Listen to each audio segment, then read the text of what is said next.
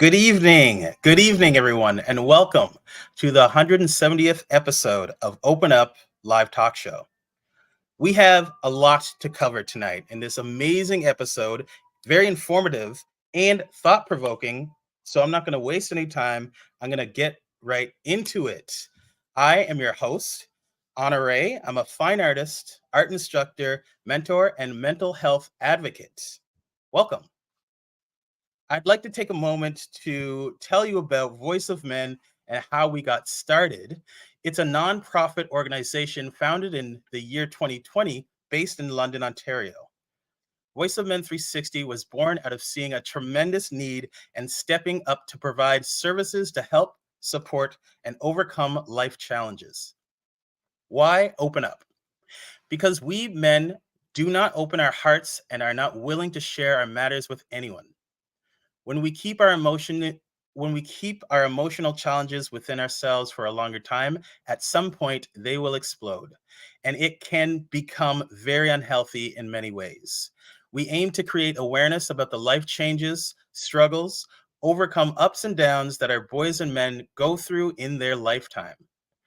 There are no limitations with gender, age, nationality, or ethnic groups in sharing your life journey. All walks of life are able to participate. Now, I'm going to let you know of our disclaimer that we have. It's going to show up on the screen here. We would like to remind you that Voice of Men 360's mission is always delivered with good faith toward peaceful harmony. The views and opinions expressed in today's episode are those of our speakers and do not represent Voice of Men 360. Our organization engages in the discussion forums to offer inspiration and create awareness of the issues of men who wish to overcome their life challenges. We are not providing medical or therapeutic advice. Should you require that type of assistance, we recommend you contact a medical professional.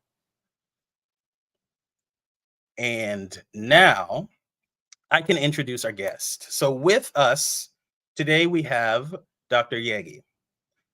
Dr. Yagi is an assistant professor in the Faculty of Human Sciences, registered psychotherapist, avid researcher in the name of mental wellness awareness, and she is an author. Thank you for taking the time to join us, Dr. Yagi. Thank you. Thank you so much. Thank you so much for having me. When you invited me, I could not say no. It's a topic that is really dear to my heart and it's my passion and my calling. So here I am. Excellent. I love to hear that. Mhm. So speaking of our topics this evening, we will be touching on the lack of visibility for male victims, male rape myths, as well as suffering in isolation. Mhm. So, my first question, you have a diverse range in practice from registered psychotherapist to your expertise in various forms of therapy, like couples therapy and sexual violence and trauma.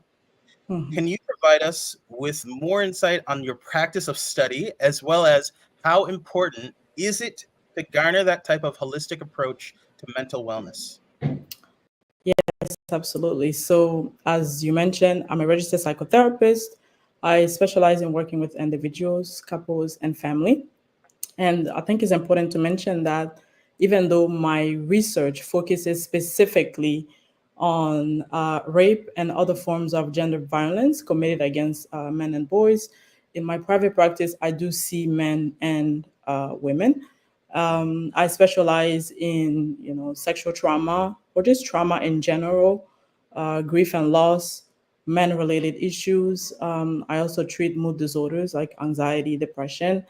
I enjoy working with I specialize in working with high conflict couples, so like separation, divorce, and just critical relational issues. And yeah, I think that's kind of I can touch into so many things, but that's kind of some of the things that I specialize in. Mm. Yeah. You mentioned treating anxiety and depression, which Hmm. is quite common around today's society and just in men and boys trying to open up and express themselves. What is like a tip that you can give to us for men who suffer or sometimes just go down in a dark road through depression and have that anxiety. So, if I talk in a context of trauma, sexual trauma specifically, often men come to therapy. They don't come necessarily wanting to address the sexual trauma because it's really like a taboo subject. It's not a secret, but it's a secret. It's like out of sight, out of mind, but it's there and it's visible because the symptoms are visible for all to see. So usually they'll come to therapy for maybe major depression or anxiety. It could be struggle with like creating and maintaining relationships. It could be post-traumatic symptoms. It could be nightmares. They come for so many different reasons. And then once they arrive, and even if there's a part of me that tells me there's something more to it than what brings them initially, is having that knowledge and creating a really safe space where it becomes almost like a sacred, the container is so sacred where the therapy takes place and is safe and is non-judgmental, unconditional, positive regard, is genuine, and it creates this relationship that facilitates them towards opening up. But initially it looks like depression or some of the symptoms that I just mentioned. And then once people feel safe and they feel connected to you, and then it can lead into maybe the sexual trauma. Yes, thank you for expressing that. Our Mhm. values here at Voice of Men, or Voice of Men 360, is Mhm. about providing that genuine safe Yeah, space, like you were expressing. It's so important absolutely. to us for our men to feel Yeah. comfortable when they're speaking and Mm, becoming vulnerable to open up. So that is absolutely. everything. Yeah, and there's no healing without safety, right? Because sexual trauma is one of the worst type of violation, like boundary violation, someone violating the core of the person. Mm, And healing happens within a relationship, and it has to be a relationship that is based on safety mm. and trust. Yeah. Hmm. Safety and trust. Yeah, and I So think you mentioned something about a holistic approach. Maybe it's okay if I touch yes. into that. Yeah, so like the Western type of approach to doing therapy is mostly based on talk therapy, even though I do talk therapy, but I do more than that. So the Western approach focuses more on talk therapy, and it's the same type of approach that we see, for example, in crisis centers interventions and stuff like that. We see talk therapy. At the same time, trauma, we cannot talk through trauma, right? The body remembers, the body keeps score. Is really important because it's really important to keep that into mind and to integrate that, to integrate a holistic approach that integrates the body, the mind, and also the spirit. So in my private practice, for example, even though I do talk therapy, I go beyond that, where I integrate like a body oriented approach, like somatic approach, working with the nervous system to help the person feel more stable, to help resource the person, to help the person feel more grounded in the present instead of being hijacked by past trauma or even projected so much into like a fearful and unstable future. In my private practice, I also integrate a lot of mindfulness, a lot of meditation, and then breath work. We can integrate arts. There's so many different ways of integrated holistic approach. So we need to have some sort of trauma informed approach Mm. when we're working with victims that goes beyond just talking about the trauma. Mm. I Yeah. love that. I love your ability to go above and beyond. Absolutely. You're talking about mindfulness, breath Yeah. work, and Yeah. just like the ins and outs of how our body is telling us that we need to be more in tune with ourselves. Absolutely, absolutely. That's, I think you use the one of my favorite words, to be in tune. It's important to mm, learn how to listen to your body, but when there's been such a violation, that suddenly you don't know how to trust the body, and mm, the body and the world become very unsafe and very threatening to the person. mm. hmm Yeah, I wanna take a moment yeah, to talk about who you are as a person and why you came to pursue your line yeah, of work and helping men go through trauma and being a place of safety. So when we were talking a little bit off camera, you were telling me that you were growing up. When you were growing up, it was in Ghana, and you spent some time. in Congo. Oh, sorry, Yes, it's in okay. Congo, We right? we all we all neighbors in Congo. Yes. And then you came to the US for a little bit, and then you stayed in North America. And so what inspired you to continue to pursue your career in mental wellness So throughout different environments? yeah, absolutely. So, initially, I'm from Congo and I left very young. I think maybe when I was 7 or 8, if I remember well. And for me, I've always known that I wanted to help people, right? It wasn't quite sure that I wanted to do mental health. Initially, I wanted to be a gynecologist, actually. And then I quickly realized that wasn't my calling because I wanted something more. I wanted to help differently. I think the calling now, I can put it into words. The calling for me is for service, and it's work that is very humbling, is very meaningful. The calling is for me. I do have the privilege, and I'm very humble for that privilege of journeying with people going through pain, going through suffering, going through trauma, and going through this journey that can be so full of unpredictability, ups and downs, but seeing them come out on the other side of it with so much life energy, so much light. And initially, research wise, I wanted to work with women. And Mm, I started research on how to integrate spirituality in treating female victims of sexual trauma. And the more I went deeper into the literature, I noticed that they will briefly mention men and boys, usually in the results section or discussion as a passing reference, that men and boys are also victim. And I got very curious, and then that's when I kind of shifted my research towards that. And the research initially is started with integrating how to integrate the male code or the traditional masculine ideology and how it intersects with male sexual victimization experience. And what really anchored me into the calling is I had the opportunity for the first time. I was like, I wanted to start in Congo because this is mm, my way of giving back to my country and to my people. And I went back in the eastern region of the Congo where the war has been happening since I think 1998 or so. And the first individual I met, he told me, he said, since it happened to me, he says it. He didn't call rape. He didn't say mm, sexually traumatized. He says it, because often words such as rape is often associated with the suffering of women and girls, or even violence committed against women perpetrated by men. So he says, since it happened in 1998, he says, no one has asked me what and how it happened. And this man has suffered alone for over 18 years. And here I was. And then he said, first, I'm so grateful that you came to listen to what happened to me. And at the end, he said, I pray that God will continue to give you the strength, because it's not an easy topic. It's full of challenges, but I pray that God will give you the strength to continue the work that you started. And it was so impactful for me. And it just validated that, yes, I'm in the right place at the right time. And this is my calling.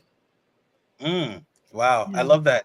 I love how you take initiative to Yeah. create those safe spaces, and even it must be so rewarding to hear Yes. that person say, "I'm grateful for the time that you've Yeah. taken, the time that you've given," which is it's just it. I can understand your passion for Yeah, for your it's study. it's humbling. I think it's really humbling, even though he shares some really traumatic things. Right. That it just comes, there's a human connection. They're a human being with another human being. That I can feel it. I feel the empathy where I can put myself in his shoe for a moment, and Wow. and almost share that suffering with him within that short time span. So, Mhm. and it was there's a lot of gratitude, but there's also a lot of pain and suffering and wondering, how much can I really do Mm. to be able to make a difference here. Wow. Mm-hmm. So I'd like to touch on a story, a personal Yeah. journey that I Mm-hmm. was that I had gone through with a person who used to live in my hometown. I grew up in the countryside, and we'd lived Mm-hmm. very close to each other. He was a bit older. Now, I was in my late teens at the time, 17 and 18, and I didn't know he was actually a victim of rape, but we continued to hang out, and he would essentially drive me to the city of Toronto where I reside, because I was taking some courses, and through these commutes we gain a strong bond. And again, this person was a bit older, we actually went to the same high school, but he was Mhm. the first Black person to be at this high school. So just a very impactful, inspiring individual for me growing up in that small town that we did. And eventually on one of our car rides, he decided to open up about his trauma and being a victim of rape. And me being at that young age, it was a bit jarring when he did open up. Mhm. They broke down and started crying. And so Mhm. I didn't fully know how to process it at the time. We never had that type of relationship before. However, I knew I was supposed to be there at that time Mhm. for him to confide in me and be that Mhm. person for him to find safety in.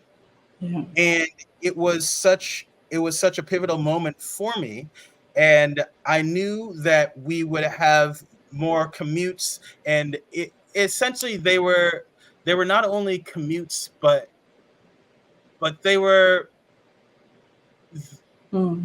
like ways where we could connect Yeah. in a different setting, right? I wouldn't tell anybody about all that Mm. what he explained to me. I knew it was very private and confidential. And then he did eventually pass away. But Mm. but from that moment, I knew that I was needed to be there, and he got something from me for being there and being by. Absolutely. Yeah. So that being said, um, I'd like to ask you a quick question. Absolutely. That story that I just told. It is. It's a Uh, beautiful story, and it's very touching. It's very touching. Just the gift. I don't think you were aware then the gift that you gave this individual of that space where he can actually open up and share without being judged or criticized or looked sideways or whatnot. Yeah. exactly. It Yeah. happened so long ago, so I had trouble now even recollecting the specific details. But it was such a turning point in my life and our relationship and our bond, and I knew I had to be there for commute after commute, and it was like a carpool of kinship at that point. And so Mm-hmm. I wanted to ask you, what are the misconceptions from boys and men when they're seeking support, and how important is it to support victims of rape? Mm-hmm. I think it's very important to support, to create the support, and first of all to even like understand the multidimensional aspect of male sexual victimization experience, right? Because if you think about it, we live in a society where the historical rules and standards about ways of being or socially approved ways of being a man is to disconnect with anything that is remotely associated with femininity, like vulnerability, emotion, passivity. We talk about no CC stuff. You're supposed to be strong. You're supposed to be the conqueror. You're supposed to be like the aggressor. And Right. therefore, it goes against the concept of victimhood, of being penetrated, or, yeah, the concept of being penetrated. So it's very important to have this understanding because it's a long journey just to come towards a point of actually opening up and sharing. I can't even imagine the amount of shame that a lot of people carry for many years. And once a person opens up, it's really important to have that third eye, to have the compassion, to have the understanding of male sexual victimization experience so that we can either create a safe space, because sometimes it's not always about being a therapist like what you did with a friend. It's not, you were not a registered psychotherapist, you were just a kind and compassionate person that the person felt connected enough. So it's important to believe people's story.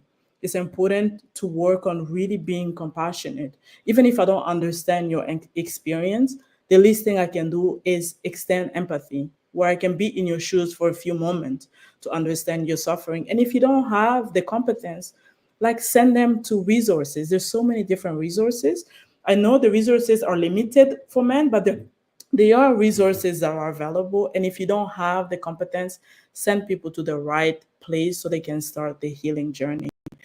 Because silence is a killer, Mm, right? The healing, we need to start by opening up. We need to Mm, start by sharing so that you don't have to carry that load. But when you open up and people shut you down and they don't believe you, it can really push people back into this dark hole. And like you, it's like a death sentence in a sense where I tried, it didn't work, and I'm not gonna try again. Right. mm. Yeah. Wow.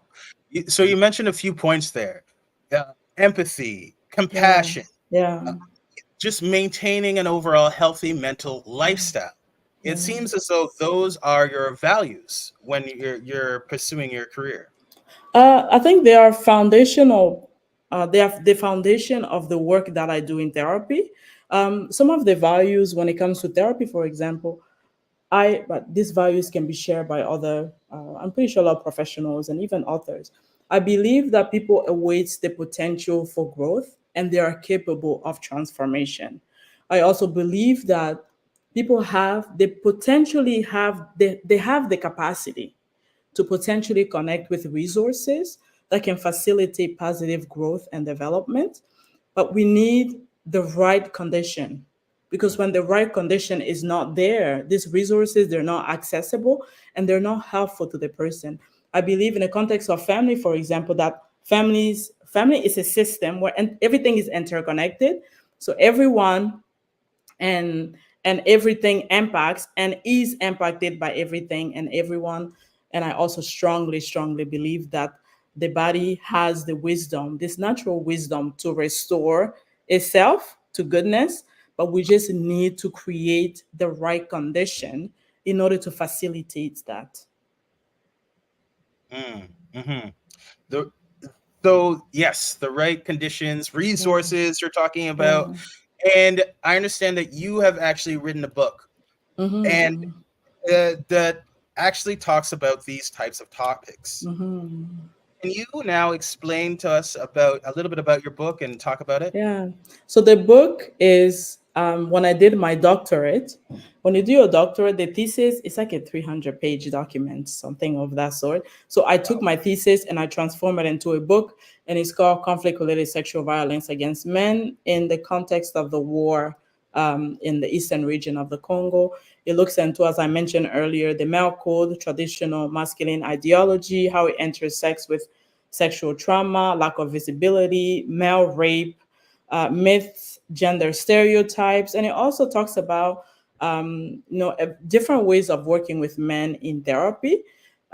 Because the idea is, currently I'm doing research where is titled breaking the silence around rape and sexual violence against men, journey towards healing and recovery, where I'm really interested not only to hear about the trauma, I also want to hear male victims and survivors who have done the journey, and they have those resources, they have those capacities, and I want to understand what their journey was like, what is healing, what are important components that facilitate healing, what are some of the misconceptions about healing, because down the line the idea is to create like a holistic toolkit on how to effectively work with male victims and survivors of sexual trauma, like a kit that I can actually train people, like in your organization, for example, where we can train people on how to best support male victims and survivors.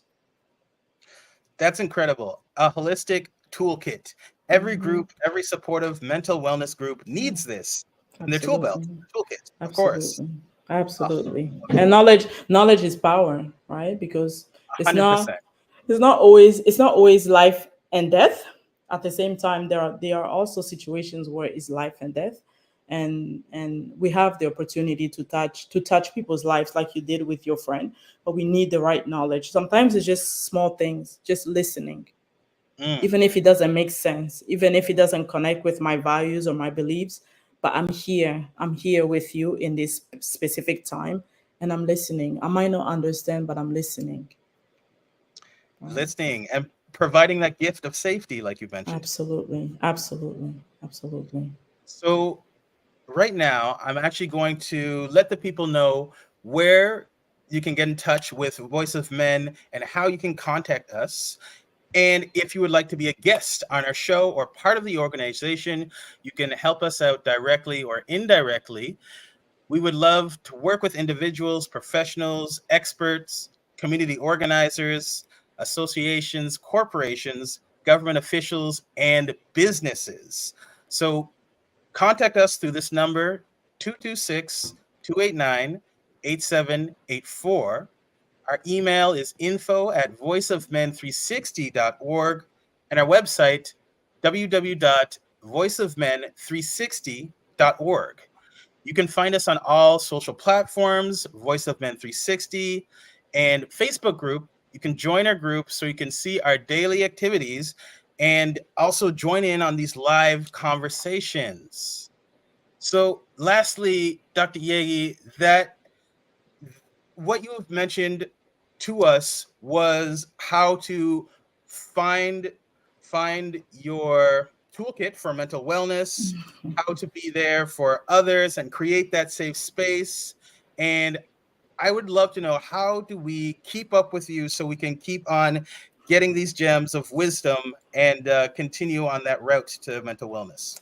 To keep it, that's a good question. I will love to come back and share more if you have me. And for those who are interested, like you can find my private practice, articles that I've published, even the book. You can just Google my name, Ines Yagi, and you'll find all of this information there.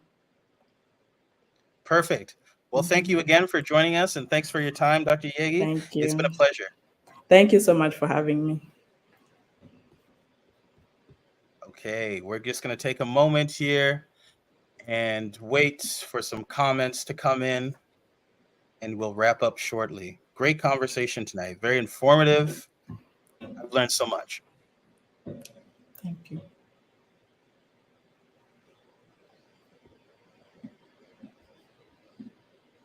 Yes. Also, where can we find your book? Where can we purchase it? The book, I think Sivan just put it. Like I can see. There you go. Okay, Yes. amazing. Amazon. Everybody uses Yes. Amazon. Perfect. Very accessible. Okay, everybody. Thank you for joining us, Dr. Yagi. It's been a Thank pleasure, you. and I'll see you next time. Take care. Have a nice evening. Bye now.